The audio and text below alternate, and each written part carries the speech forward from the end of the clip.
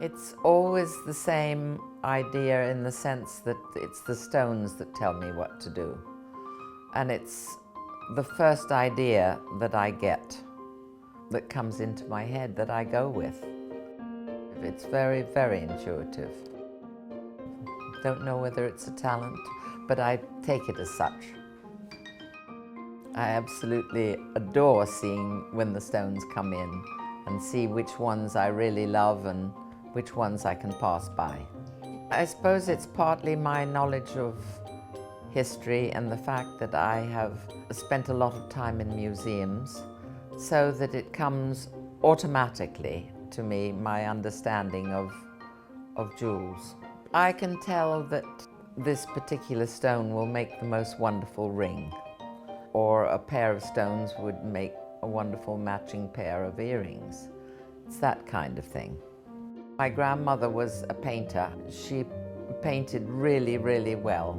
It came down through my mother as well. She was the one who led me into museums and lighted my interest in history and in beauty, and Paris in particular. The first time that I realized that I'd fallen in love with jewelry was unfortunately in the British Museum. And there was a whole lot of beautiful rings which were made in the Roman times, which were exactly the kind of thing that I'd been looking for.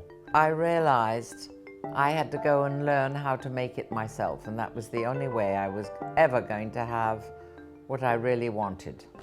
So that's how it started. I went to the Sir John Cass College for about 5 years under the tuition of a lovely gentleman called Mr. Oliver, and I learned how to make pieces myself. I had a friend of mine in New York who proposed me to make some designs for Cartier. I did that, and much to my surprise, they were accepted. I was always creating things of my own. There was a man who saw my work just recently in Los Angeles. He said, "You're making history wearable."